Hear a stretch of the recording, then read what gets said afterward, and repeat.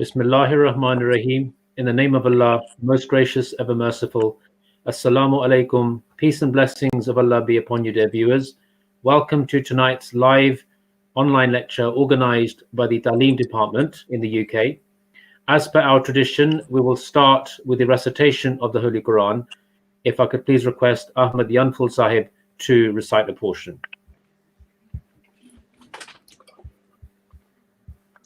Assalamu alaikum wa rahmatullahi wa barakatuh. أعوذ بالله من الشيطان الرجيم. بسم الله الرحمن الرحيم.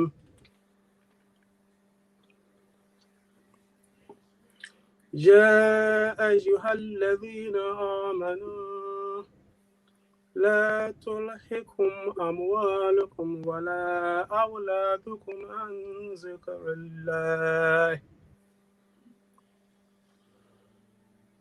ومن يفعل ذلك فأولئك هم الخاسرون.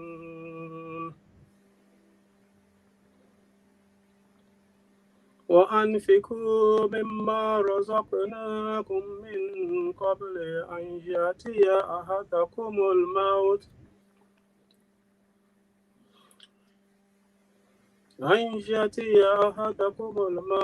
فيقول رب لولا أخرتني إلى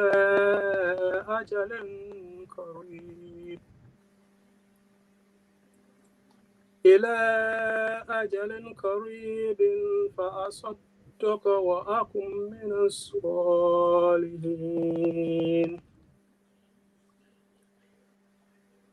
ولن يؤخر الله نفسا إذا جاء أجلها والله خبير بما تعملون. Translation. The verses just recited was taken from Quran chapter 63, verses 10 to 12. Surah Al-Munafiqun.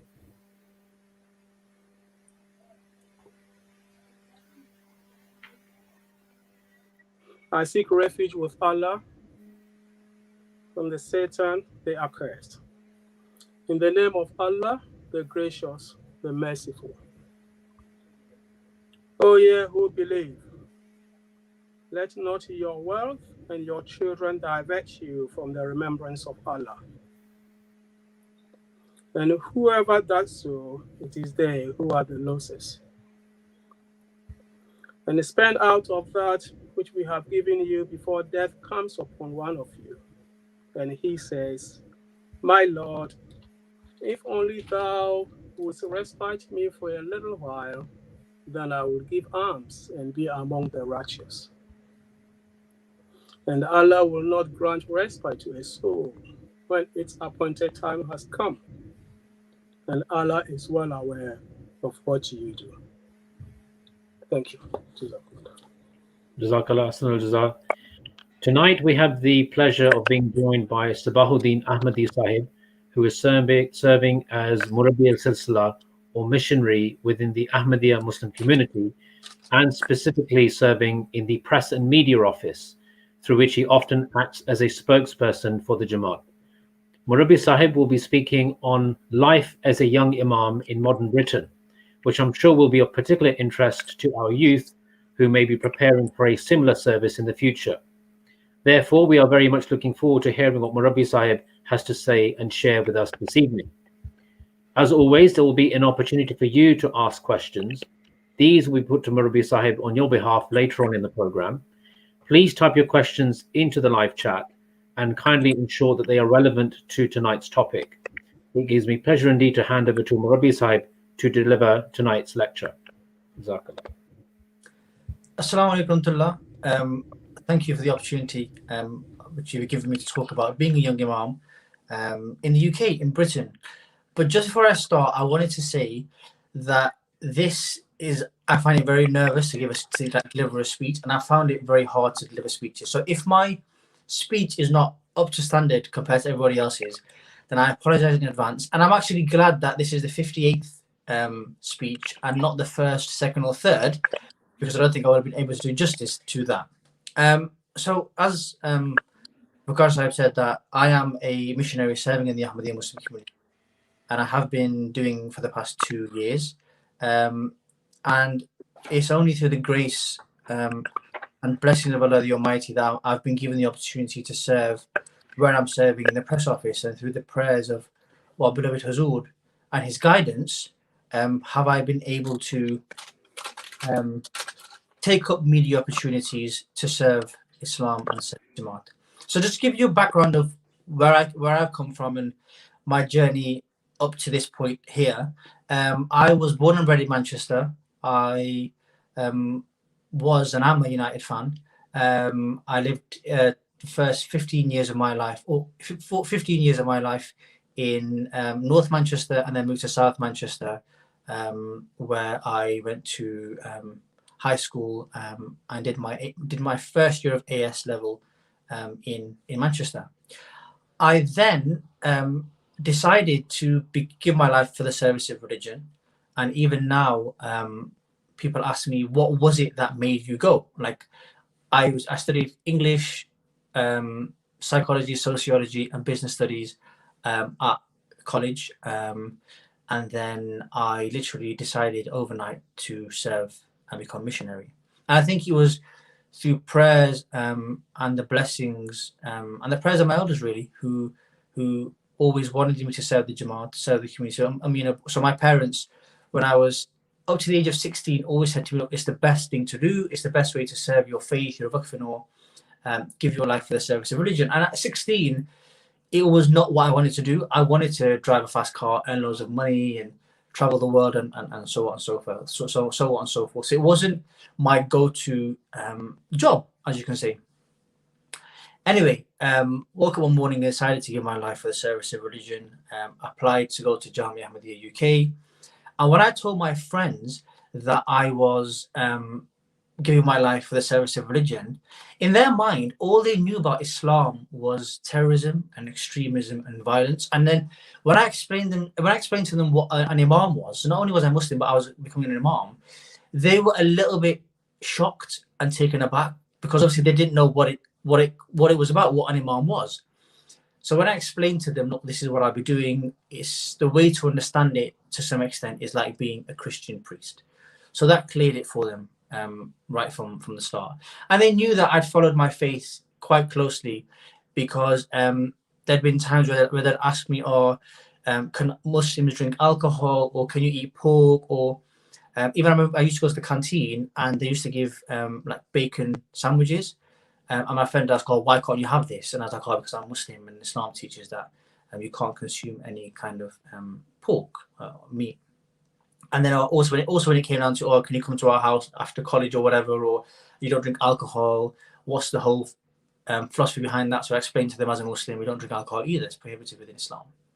So they knew that I tried to follow my faith as closely as I could.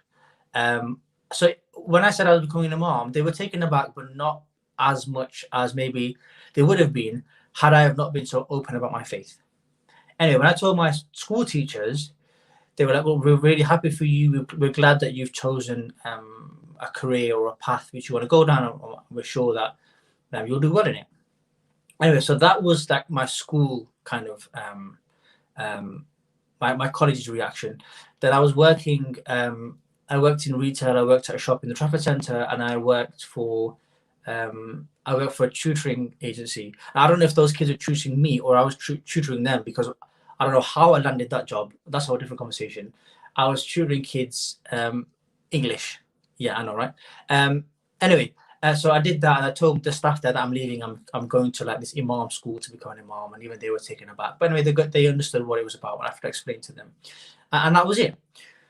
And one thing which I never ever forget is I applied for Jamia, and my mum said to me that, look, it's not something you can just dip in and dip out of. It's not a career which you can just do for a few years like some other careers and you can apply for a new job. you are giving your life for the service of religion. And from a young age, being Vakfino, my mum and dad would always take me to the Ijtimars, and I'd go to the Jamaat events and be part of those Ijtimars and classes and whatever.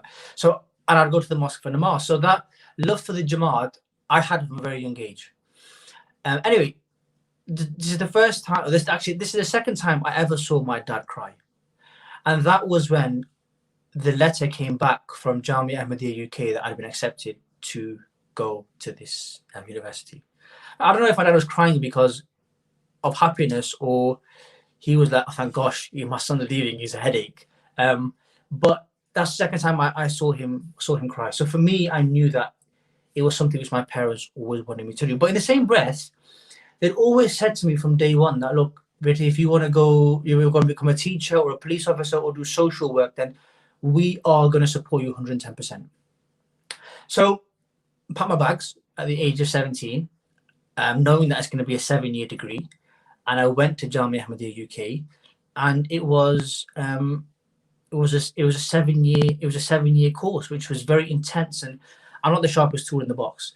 So for me, academically, I found it tough. Now, one thing also happens in Jamia is that I think you can call it somewhat like going to the army. It's very regimental. There's a uniform. You've got to be well behaved. You've got to follow the rules and whatever. And one thing that they have in Jamia is they take your phone off you. So from Monday to Saturday, they take your phone off you so you can focus on your studies. And you know what? I always remember, and I do remember. I also think and reflect now that when I went there, I was like, oh my gosh, you're taking my phone off me, and because I was hooked on my phone. But when I now reflect and think about the benefits of not having my phone for those years, and what I mean by those years, I was in Jamia on site on campus from Monday to Saturday, and then Sunday we'd have a day off, and then we go and see family. So you get your phone back at the weekend. But it was so beneficial not to have my phone during those 6 days, because it allowed me to focus on my work and my studies, because we all know that social media and even your phone is a distraction. Obviously now my whole life is on my phone, and I'll go into what my work consists of. But some people are like, oh my gosh, you don't get your phone. Like, what do you do? And for me, it was like a time to, you hit the refresh button on your internet screen, everything refreshes. That's what I felt like it did.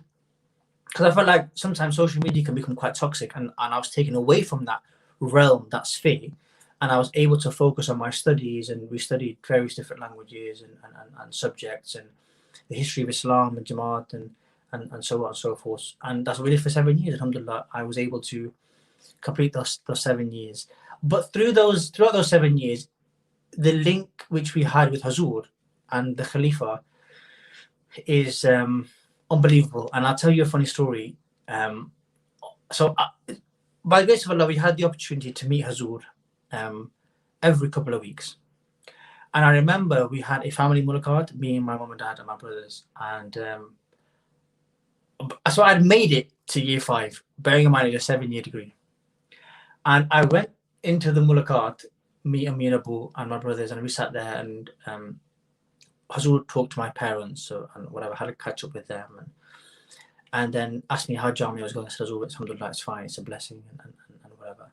Anyway, when I got up to leave the mulaqat, Hazur looked at me and said, do that. I'm really surprised you've got this far. And I looked at Hazur and said, Hazur, don't worry, I'm just as surprised as you are. And my parents started laughing, because for me, it was I think Hazur knew that I really found it difficult, because it was, imagine going from like living in the UK, like college life, working, you're shopping, you're buying whatever you want to do, and then you go to this seminary, and it's like, wow, it's like lockdown, but it's without COVID. That's what it was like. But then you get used to it and whatever. So anyway, when Hazur said to me, oh, I'm surprised you got this far, I was like, don't worry, even I'm surprised I got this far.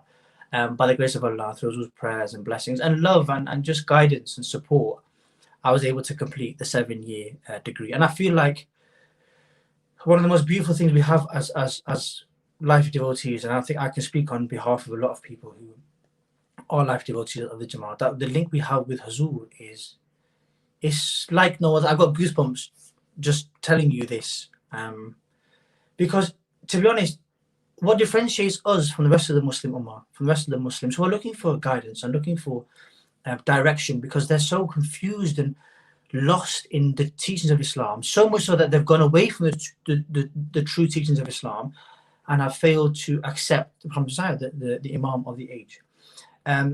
So the blessings which we have as al-Bakr in the years, alhamdulillah, everyone's got their own stories and anecdotes of their link with Hazur. But by grace of God, we have this special connection with Hazur, and that is what honestly I feel like got me through 7 years. Hazur's prayers, and we used to write letters to Hazur, and he'd reply, and we go into Muraqat, and it's like Hazur knew, he knows your name, he knows who you are, and it's like it's such a special bond which you have with your Khalifa. I don't know how to describe it. I just want to just narrate one. I can't stop crying. Just narrate one incident of a Muraqat with Hazur which I had, and it was when I was in year 4. I think it was in year 4 of Jamia. I'll never forget it, because I don't even feel like I was worthy of that Muraqat. So in Jamia, there's different houses, like different groups. Like in Hogwarts, so like in Harry Potter, you've got different groups. You've got I don't even know what the names are of the houses in Harry Potter. You've got anyway. You got Gryffindor and whatever. Sorry, that's taking a bit of time to come back. So you got Gryffindor and whatever and different houses. In Jamia, you also had different houses. So I was in Amanat group, and our color was green. That's irrelevant to the story anyway, but our color was green. I remember that, and in Jamia, every couple of weeks we'd have like competitions. I would. So one of the competitions was like a presentation competition, and I remember on the Saturday it was about talking about the benefits of honey and how it's mentioned in the Holy Quran. Anyway, so I had a Muraqat on the Thursday, I remember, and my aim in the Muraqat is just to go in, ask Hazur for prayers, and then leave, because I'm always conscious that Hazur can see right through me, and as individuals we all make mistakes in life and whatever, and we just pray that Allah Ta'ala covers our weaknesses. Anyway, I walked into the Muraqat, and we normally, as Jamia students, we would normally stand next to Hazur and have a few minutes conversation. Hazur would give us some guidance, would ask for prayers, and Hazur would talk to us, and then we'd leave. This Muraqat, however, I walked into the Muraqat, and I said to Hazur, Assalamu alaikum, and we had a conversation. I said, Hazur, please pray that I have a presentation to deliver on Saturday, and it's about the benefits of honey. And bearing in mind the whole Muraqat was in Urdu, so I'm just going to translate it into English. And Hazur said, okay, it's about honey. I said, gee, Hazur. I said, yes, Hazur. And Hazur stood up out of his chair, held my hand, and started walking around. So I don't know, I started walking around the office, in the old office, towards like a storeroom, which I never even knew existed. Because when I used to go to meet Hazur, we would go to meet Hazur, you're just so overcome with the Hazur's presence that you just go in and see Hazur, you see the chair, sometimes you miss the chairs and you just leave. Anyway, Hazur had hold of my hand.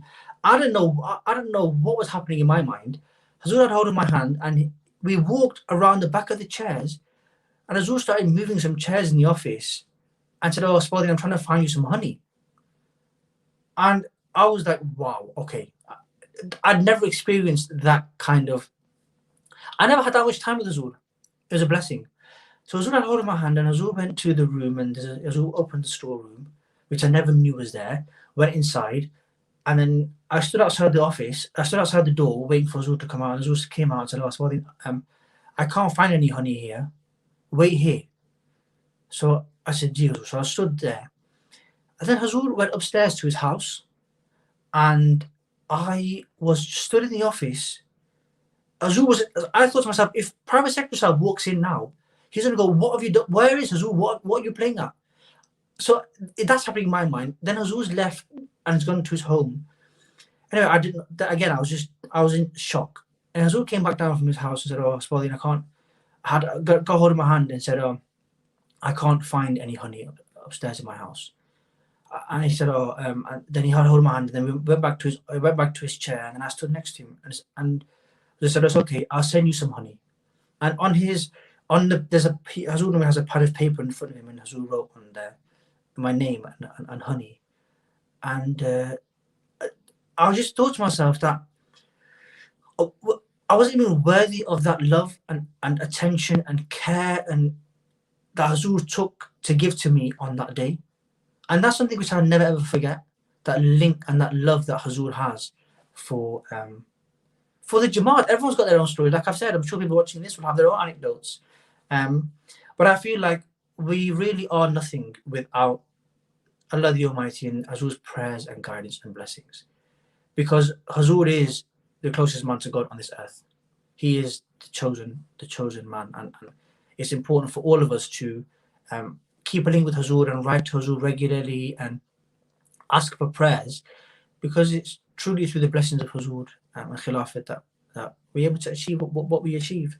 So sorry, I know I've waffled on a bit about where I've come from or whatever, but I think it's really important to remember and make sure that without Khilafat, we really are nothing. And the success of the Jamaat, alhamdulillah, is guided by Hazur. And it leads me naturally into my role now, to talk about what I do as a missionary. So by the grace of God, I've had the opportunity and still serving in the press office of the Ahmedi Muslim community. It's a very, I feel like it's a very interesting job. Sometimes there's a lot of pressure on the individuals within the office, because in some instances we're serving and representing the Jamaat, and we go to Hazur for advice about literally everything, because the guidance Hazur gives is totally different to even our mindset and the way we think we can answer questions. So in the press office, one of the jobs I have is to engage with the media and reach out to journalists, which I've been doing for about two and a half years now. And literally to befriend them and say, look, I'm a young Muslim, I'm a young Imam, how can I be of use to you? And a lot of them are taken aback at the fact that young Imams like myself, there were 3 other Imams who are serving with me as well, who do an absolutely fantastic job, alhamdulillah. And we're all reaching out to the media to say, look, if you ever need a Muslim perspective or a viewpoint of something in regards to the media, or just the Islamic stance, or anything to do with Eid and whatever, then we're here to answer any questions which you might have. And it's been received really well. Like, we've all got our own stories in the office, but I've met a few journalists and people from different newsrooms, and they've said, oh, look, we're really happy that a young British Imam, born and bred in Manchester, is reaching out to us, and we know that we can ask you questions and we're not going to feel that we're judged, or we feel comfortable enough to have a conversation with you. And that is the whole point of what we do as Muslims, to reach out and make people feel comfortable enough to ask us any questions which they might have, because the fear that people have of Islam right now is real. A lot of people have this misunderstanding and fear that Islam is not a compatible religion with the British culture and society. A lot of people, a report came out recently that said that 1/3 of Britons fear that Islam threatens the British way of life. Now, as a young missionary, as a young Imam, serving my faith, serving Allah the Almighty, serving my religion, I have a responsibility to go out and ask people that if they have any questions, they can ask me and I can answer the questions which they have. Because as Muslims, if the ship's sinking and we jump off, what use are we to the ship? If we know people have fears, if we know that people have worries and stresses, then what are we doing as individuals to alleviate those worries and stresses and fears? Now, I'm not saying that you have to make videos on social media or go out and ask people, what questions do you have to ask me? It can just simply be the way that you dress, the way that you conduct yourself. And I remember when Jamia moved to where it is now, Hazur delivered a speech, and Hazur said to us that when you go out into the public, the way that you dress is very important, so make sure you dress smartly, because people will judge you based on that. And the area that Jamia is in is a predominantly white area. There's not many ethnic minority people who live there. So when Jamia went there as a training school, I had friends who used to live in that area, and they say that, do you go to that Muslim school on the hill? That's what they used to call it, because they didn't know what Jamia was. They didn't, and that's how they used to refer to Jamia. So just because you feel like you might not have the knowledge, or you might not be able to be on the front line serving. There's no reason why, through your own character and your own demeanor and the way you carry yourself, can you change people's perspective and image and vision of Islam. You have the power to do that. It's really important to remember that. Through you as an individual, just being kind and explaining to people that this is what my faith teaches, or I'm not drinking alcohol because this is what Islam teaches, or just using opportunities to talk about your faith and talk about your religion. So my work in the press office is to comply with any tasks given to us by the press office, whatever jobs they might be. We do those jobs to the best of our abilities, and to reach out to the media. And I also have taken to social media, and I try to use my Instagram platform, TikTok, and Twitter to make short videos and swipe posts and caption readers and whatever, and using it in a very informal and relaxed way, just so people can feel that they can relate to the content that I'm making, relate to me as an individual. And I think it's really important to find that common denominator between all of us as individuals. I think we live in a society where we all are different. It's a very multicultural society, but I feel like it's really important that we unite on our common fronts, because we can find faults within each other and differences within each other all our lives, but we have a moral responsibility to unite on our common fronts. A lot of us, we have more similarities than differences. I'm sorry, I've digressed on the point I was making. So I feel like it's really important that I, on social media as an individual, use my platforms to educate people about Islam and its basic teachings, and try and create a platform for conversation and dialogue. Because, like I said, people have a lot of questions, and I feel like everyone has a phone nowadays. So even if they can tweet out a message, or they can make a post or make a video and whatever, obviously staying in the guidelines of the Jamaat, then they should do so, because we live in an age now where technology is taking over. Everyone's on social media. We should use that platform in the best way that we can, so that we're able to change people's hearts and perspective about Islam. A lot of people haven't even ever met a Muslim. So I know people have messaged me on social media and said, look, we've never met a Muslim. I don't know about Islam, but from your 15-second reels that you're making on Instagram, I've learned a lot about Islam, and thank you for making those videos. And that's really helpful, because all feedback which I get is helpful and useful. But it's nice to see that even the smallest basic teachings of Islam is helping people understand their faith, because Islam is one of the fastest growing religions in the world. People have a lot of questions about it. So it's just about using your social media platform, if you're on social media, to maybe change people's perspective and people's minds. The next thing I wanted to talk about are the challenges which I face as an individual, and I'm sure people who are on social media will face, and also we face on a day-to-day basis. So some of the challenges which we face as Ahmedi Muslims are, number one, the criticism and the belief that Ahmedi Muslims are not Muslims at all, to the extent that there's a law passed in Pakistan that declares Ahmedi Muslims are non-Muslims. We can't even say the kalma, we can't even practice our faith openly there. So that's one side of the story. So us being representatives of the Jamaat, representative of the Khalifa, the Caliph of the Ahmedi Muslim community, Hazrat Mirza Masroor Ahmad, who is the 5th worldwide head of the community, who resides in London, and we are here and guided by him in all our works. So representing the Jamaat, we face those challenges from externals. So I recently made a video on TikTok about replying to somebody's video, and they know that I'm an Ahmedi Muslim, and it's quite evident from my social media platforms. And the amount of hate which I get on there is unbelievable. I put a video out recently which had quite a good number of views, and it received about 400, 500 comments. And I kid you not, it was all hate and abuse. I woke up, and I told my wife this. I woke up one morning, looked at my phone, and on Instagram I had 60 notifications. 24 of those notifications were from one person who'd messaged me saying, "You are not a Muslim, you are not a Muslim, you are not a Muslim." 24 times the same message from one person.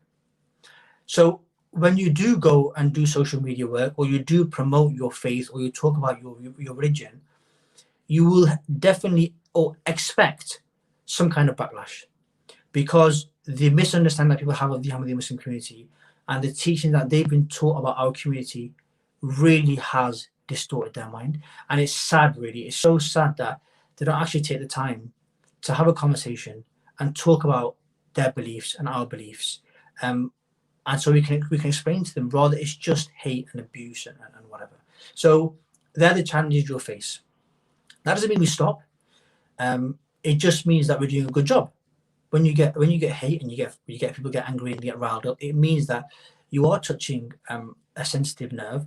But as long as you're doing it with the right intention to change people's perception about Islam and to educate them about the Messiah who has come, Hazrat Ghulam Ahmad, the founder of the Ahmadi Muslim community, that's really important to keep that in mind. Now, the second kind of challenge you will have is when you will be faced with those individuals who are not Muslim, and some individuals who have very extreme thoughts and have unfortunately been influenced by what they've seen on the TV, what they've seen in the media. What I mean by that is, when you look at the news, when you look at the news, you see these so-called Muslims who go and kill themselves and blow themselves up and hurt innocent people. When individuals see these images and these stories that it's a Islamist terrorist and they link it to Islam, that in turn creates this frustration in their minds, a misunderstanding and worry that, hold on, I live with Muslims in my local community, I live with Muslims in my area. Is that what Islam teaches? Is that really what Holy Prophet Muhammad ﷺ came and taught? To kill innocent people, to take away people's rights? And it was not. The Prophet ﷺ taught teachings totally contrary to that. Islam came over 1400 years ago, and it taught equality and justice. It gave women rights. It reinstated the rights of women, and it gave equality to all. So that's what the true Islam really is. It's not what people see on the TV, because that's not what Islam is. And when those individuals approach you, they will say to you, "You can't be a Muslim in this country. Go back to your own country." You will hear stuff like, "For you to truly integrate, don't pray. For you to truly integrate, you have to get a Christmas tree in your home. Otherwise, you're not British." And my response to them has literally been, we can be Muslim, we can be British, and live in the UK, and those two things can be side by side. Look, Islam is a religion, and culture is something else. Culture and religion are two different things. And what's really important to understand and remember is that as long as your culture is not taking you away from your faith, and it's not contradicting what your faith teaches, it's okay to hold those values and those beliefs. So you'll have that. And when someone messaged me the other day saying, I recently put a video out saying how I was confused really of why some Muslims have Christmas trees in their homes, even though Christmas has nothing to do with Islam. When I put that message out, someone said that, "Oh no, you live in a Christian country. You have to have a Christmas tree, otherwise you can't integrate." And respectfully, I said, "Look, the reason why that doesn't make sense is because it's like me saying to you, if you live in a Muslim country, Saudi Arabia, for example, and you're a Christian, that means you have to fast 30 days during Ramadan for you to truly integrate. In essence, that's what you're saying." I didn't have a reply to that. So I think those questions and challenges will come, and it's important to stay calm and reflect and reflect on what Islam teaches about how to talk to people. The Prophet ﷺ said that speak a good word or remain silent. And it's really important to remember that, especially with Tabligh and talking about Islam, to bear that in mind. So those challenges will come. And with prayer and with patience and with continuously asking for guidance from Hazur, we're able to overcome these challenges, and our work is blessed. So I've literally covered what I wanted to talk about. I've just got two, three videos, just two videos actually, which I wanted to show about how we can use the opportunities to convey the true message of Islam. So the first video, which I forgot about, if you can show in a minute, is an interview which I did with Good Morning Britain. And the reason why I'm showing this video is because all the guidance I got in this video was from Hasoor. Nothing I said was of my own accord here. And I still remember the amount of like stress and worry and anxiety I had before doing that interview. Like people think, oh, you get a phone, you get a camera, you do the interview. Trust me, it's not as easy as that. A lot of prayer and because at the end of the day, you're representing a community, you're representing Islam, and it's only through the mercy and grace of Allah the Almighty that these things, alhamdulillah, go well. So I think we can show this video. This was about the lockdown situation and the protests around the Black Lives Matter issue. So I think if you can show that, this was an interview, which I think you can tell by my face, the stress and the nerves. But this is just off my Instagram page. Published by the government a little bit later on. We're joined now by Imam Sabah Ahmedi. Thank you very much for joining us this morning. I imagine for you and for your worshippers and of other faiths as well, the last 12 weeks, 10 weeks has been very, very difficult without being able to come together. We know it's individual prayer that is going to be allowed from the weekend. How do you feel about that moment, about the chance that people will be able to go back into churches and to mosques and to synagogues around the country? Well, first of all, good morning. It's a massive blessing to be able to now see we can go back to our mosques and pray in the vicinity itself. It has been a new experience for us all, living at home.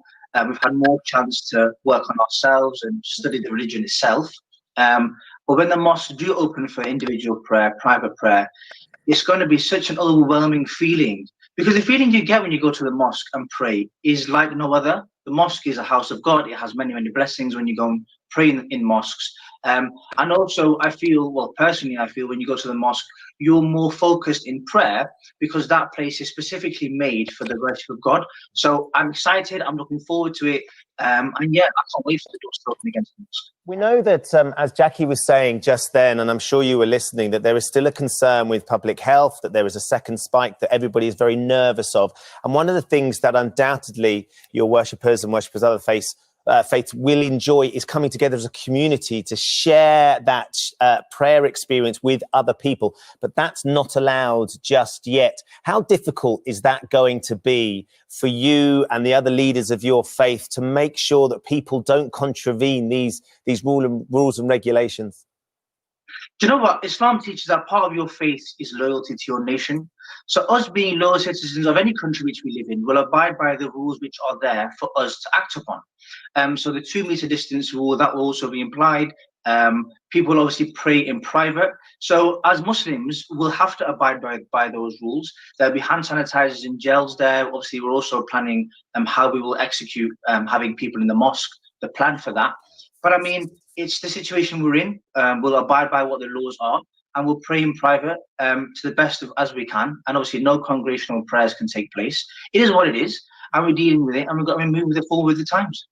And just before you go, Imam, just to ask you about what's happening with the removal of statues, removal of old programs that have been offensive and certainly seen as offensive now. What's your view on that? Look, hurting people and damaging property is not going to overall achieve equality and justice. We need to use our democratic right, which is to go out there and vote when we have the chance to do so, but also to apply pressure to those people who are in charge, the decision makers, and express how we feel. And if we're offended or we feel something is incorrect, then use that peacefully, write letters, talk to those people who are in charge, and use that rather than going out and causing damage and upsetting people more. And also that itself is an injustice on the innocent people who are being damaged, whose property is being damaged, who are being hurt in the process of everything that's going on. Ian, I wonder what you make of this. We're at Guy's and St Thomas's this morning. They're going to be removing a statue of its slave trading founder, Thomas Guy, of course. Another statue, Robert Clayton's, going to be taken down from St Thomas's. This is the hospital that we all know Boris Johnson was treated for coronavirus. There is this building sort of momentum towards facing some of the past, that some of these iconic statues in and around the capital and around the country, the history that they have that perhaps doesn't reflect well on society. Do you think it's the right thing to do? I think we should all have discussions about the past, and I think there may well be some occasions where this is the right thing to do. But I mean, are we going to rename those hospitals now because of this? I think there'd be a lot of opposition to that. And where do you draw the line? That is the problem. We saw this yesterday in Poole with the statue of. Yeah, sorry, I forgot that clip was so long. So the reason why I showed this clip was because I remember the day before, a few days before, I asked Abul Khan Sahib, respected Abul Khan Sahib, for some guidance on this interview, because they'd approached us for to talk about mosque openings or whatever. And I kid you not, during the interview, I was absolutely sweating, because the thing with stuff like this, you never know what question they can ask. And it is literally, I kid you not, the prayers of Hazur which get you through these interviews, because I've never spoken like that in my life. I don't think I ever can. And alhamdulillah, it is honestly the blessings of it's the grace of Allah and the blessings of Khilafah that we're able to, all of us, everyone's doing their own bit across the world to serve the community, to make the world a better place and change people's perceptions about Islam. The last video I want to show, Gaba, is the last link. The reason I'm showing this video is just to show, like I talked about before, is using opportunities to get out there the true teachings of Islam.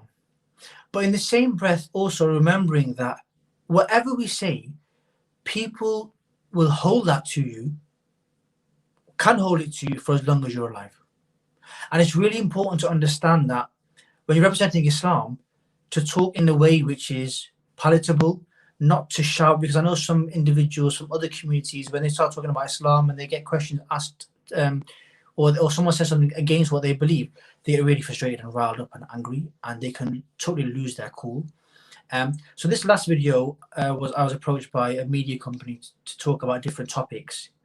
And my aim, again, this was guidance which I got from the office, my aim was to somehow or another get the Islamic stance in there, because I have nothing else to give out there. I have nothing else to show apart from what my faith teaches.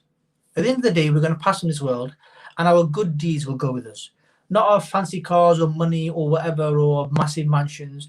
Our good deeds, what we've done in our life, will go with us. And all we have to show here and represent really is our faith. That's what unites us together as a community. So this last video is basically, I tried somehow to get the Islamic stance in there. Alhamdulillah, with the grace of God, it went well.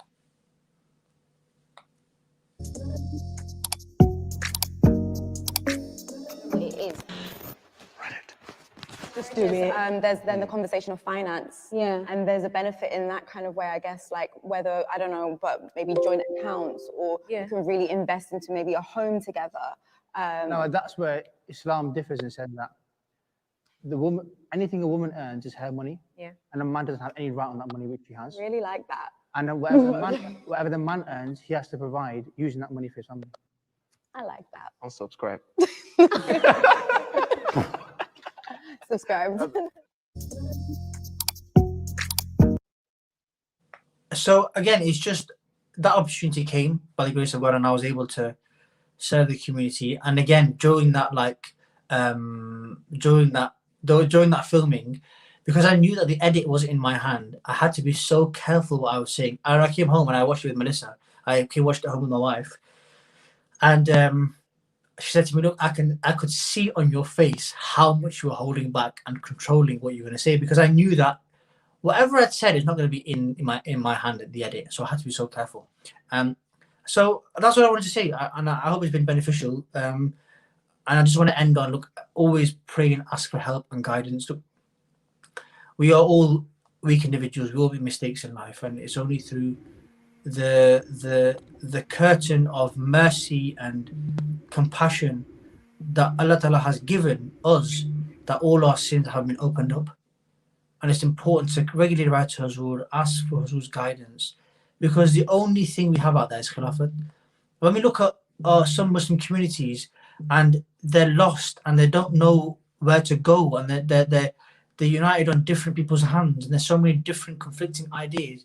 By the grace of Allah, the Ahmedi community has Hazur, has that driving force, has that leadership and guidance which we all go to help us deal with the current situation, with current affairs and our personal affairs. And that's it. And just pray for us all that Allah Ta'ala gives us all strength and health to carry on doing what He's doing. And really, there is no life without khilafat. Very enlightening, very inspiring, mashallah. We do have a number of questions which I will present to you with your permission. And I've divided them into certain categories. Some are to do with Jamia, some are to do with the media work that you do. Sorry, I can't actually hear you properly. Okay, you able to hear me now? Yeah, it's cutting up. Sorry, go on. Okay, so I'm just going to present some questions before you from our viewers. So there are some questions in relation to Jamia which I'll combine, and you can take them in any order that you wish. Okay.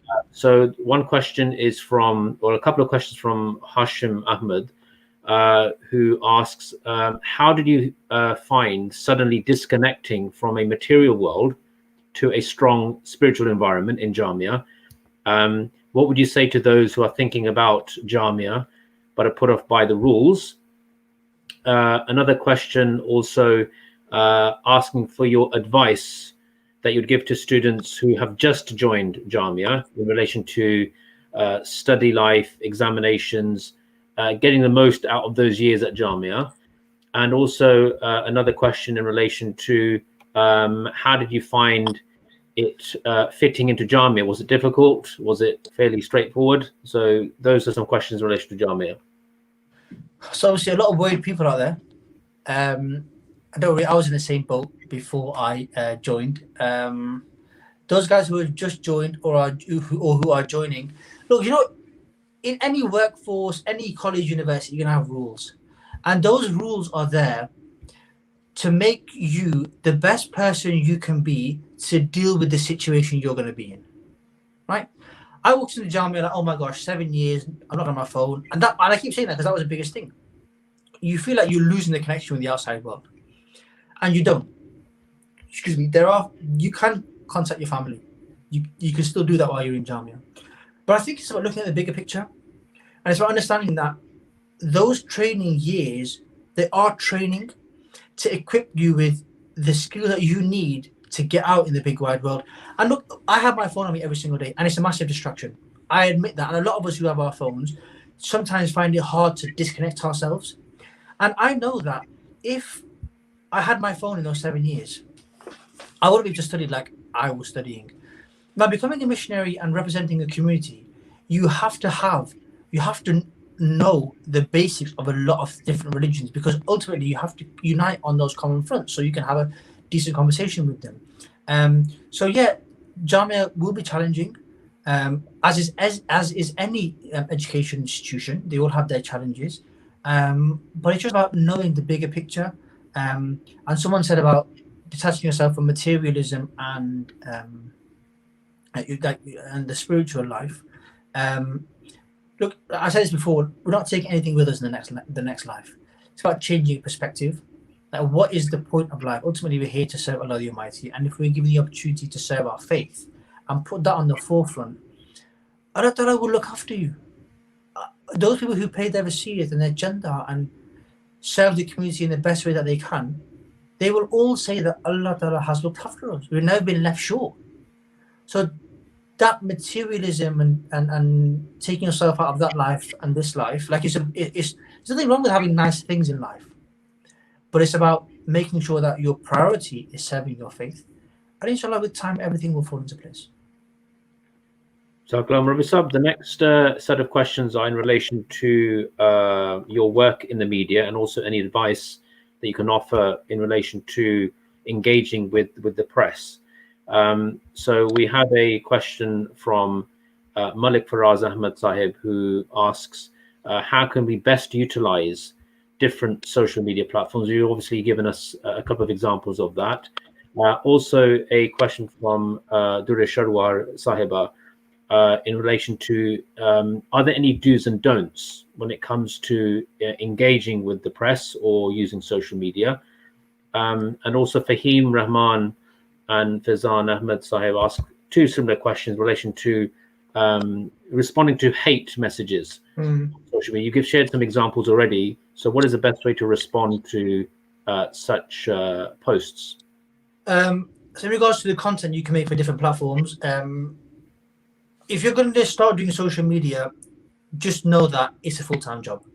Like for me to manage, and I have help, for me to manage my Instagram platform, TikTok, Twitter is a full-time job. And because each social media platform requires a different kind of content, because and Facebook, because you are ultimately preaching to a different audience. So it's important to maybe have the same message, but package it in a different way. So that's my advice to social media content. When it was approaching the press, yeah. So what I've done is when I approached these thousands of journalists, it was literally emailing them. I'd go onto Twitter, I'd find one journalist, I would then see who they were following, and then I'd find other journalists and I'd message them. I'd just reach out to them like, I'm a young Muslim, would you like to go for a mosque tour? If you have any questions, you know where to find me. And it's just about knowing that, yeah, you might not get a reply. You might not get the reply you want, but at least you've done your bit. Because ultimately, we have our responsibility to serve the community and serve Islam. So everyone does their own bit, it will help out. In regard to hate messages, I get it a lot. And it's just about reading them. And sometimes it is demoralizing and it does hurt and it is upsetting and frustrating. Like, look, I'm trying to serve my faith. I'm trying to serve Islam. And all you can do is just send abuse. And it is abuse to the extent that people have added me into Instagram accounts, chats, and I've literally just gone for it. And it's very sad. And we just pray for those individuals. But just ignore it. You can't fight fire with fire. If someone wants a decent conversation and a dialogue, then it's important to send them the links of the Jamaat, the websites and stuff. It's all on there. And just be mindful when you respond to hate. There's a question from Labid Sharwani, I think it is, who's keen to know, as I think we all are, what did you do with the honey that Hazur Aqdas bin Aziz had given you, and did you get a first in your presentation? Oh, so the honey which I got from Hazur, I took it to Manchester, gave some to my parents, had some ourselves as a family, and the presentation, that's a very good question. I can't remember what. If anyone's on here who's watched that presentation from Jami, then I think you'll know best, but I can't remember what it was. I just know that all that presentation, my energy and focus went to that honey which I got from Hazur and the blessings. But yeah, the presentation was done and dusted, alhamdulillah. Okay. Murrabi-e-Silsila, is there any final words of advice you'd offer anyone who's considering going to Jamia? You obviously talked about your own experience, your own difficulty perhaps in coming up with that decision. So what advice would you give to young Ahmedi students who are considering going to Jamia, perhaps are not too sure about it? Someone said to me recently in an interview that, do you regret the decision you've made? I said no. I said I would never, ever regret the decision that I made, alhamdulillah. It's a massive blessing. I know a lot of young people nowadays, I've been there, done that, got the t-shirt, are worried about materialism and living a comfortable life. And not even young people. I feel like we're all sometimes in the rat race of life trying to put food on the table and wanting the next best thing in life. That's fine. That's part and parcel of life. If you feel like you're going to go to Jamia and you won't be looked after and you might not have nice things in life, look, Allah Ta'ala will look after you. That is something which you can never ever forget. If you're serving Allah Ta'ala, will He not provide food for you and provide drink for you? You might not drive the latest flash car or go on holiday every single year, but that is also a time for us to self-reflect. And those things are luxuries in life. The fact that we can open our fridge and we've got food in the fridge, we've got water to drink, we've got people to turn to and ask for help and support, we have a faith and mental and positive mental health, that is a blessing within itself. I think it's just important to make sure that we are counting our blessings of the basic necessities which we have. When we're grateful for those things, all of the materialistic desires and dreams, they'll vanish themselves. So don't worry about it. Take the step, go for it. You might find it difficult. Nothing's easy in life. I'm only 26. People on here are double my age, and they'll tell you that there's no pain, no gain, is what my dad always says. Of course. Rabbi Sab, on behalf of the viewers and also the Leam department, Jazakumullah for your time, very precious time that you've given us this evening, and sharing your precious pearls of wisdom, and obviously giving us a very special and unique insight into the love and affection that beloved Hazur Anwar Ayyadul Rabbana Aziz showers upon, especially the Murrabiyan, who we are all obviously very envious of, but also who have all of our prayers. So Jazakumullah Asl Jaza for your very enlightening and very inspiring talk this evening, in which you've shared not only your love of the cause of truth, but also Manchester United, which is also shared by a number of our viewers as well. So just to give everyone a heads up about next week's lectures, on Monday, the 21st of December, we have an Urdu talk by Hafiz Mashood Ahmad Sahib, and the topic of that talk is Khadam-e-Nubuwwat, or Finality of Prophethood, and that will be followed by an English lecture on Tuesday by Hafiz Fazli Rabbi Sahib on the topic, the Holy Quran and the Nativity of Jesus. So that will be on Tuesday, the 22nd at 8 o'clock. So please join us for both of those lectures next week. If I could please now hand over to respected National Secretary of the Leam, Nadeem Rahman Sahib, for any final remarks. Jazakallah. I think I feel very special today, surrounded by Ahmedis as normal. And I would like to obviously extend my gratefulness to the viewers, Waqar Ahmedi and Murrabi Sab, for taking the time out and delivering his speech. If I could end by humbly requesting you, Murrabi Sab, leading us in silent prayer so we can conclude the lecture. So can I hand that back to you, please? I'll follow you in prayer, Jazakallah, please. Okay, please join me in silent prayer, please.